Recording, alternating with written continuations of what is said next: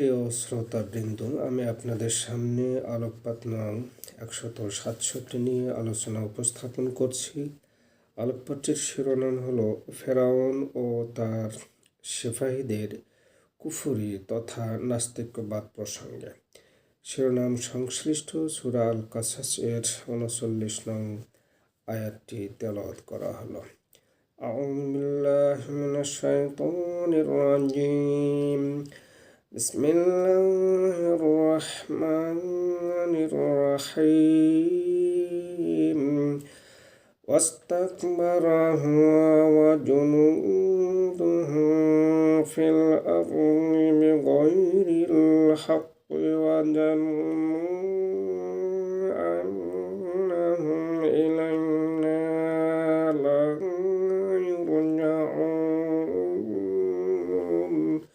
সাদাকাল্লাহুল আযীম।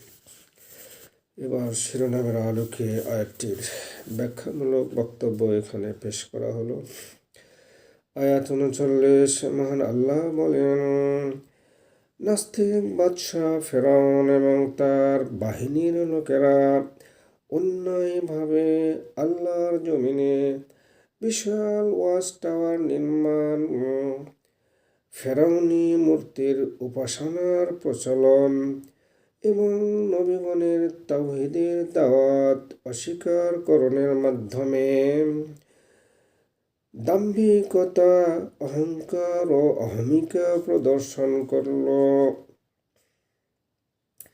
মৃত্যুর পর পরকালে পুনরায় তাদের জীবিত হয়ে আমার কাছে ফিরে আসতে হবে এমন ঈমান তাদের ছিল না।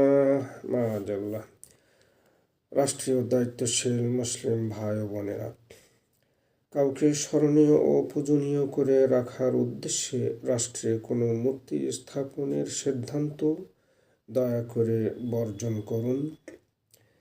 তাওহীদপন্থী ঈমানদার সাধারণ মুসলিম ভাই ও বোনেরা, রাষ্ট্রে মূর্তি স্থাপন করবে না এমন কোনো দলকে আপনারা ভোট দিয়ে নির্বাচিত করুন।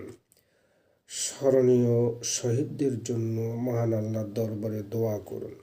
ওহে আল্লাহ, আপনি আমাদের দোয়া কবুল করুন। আমিন।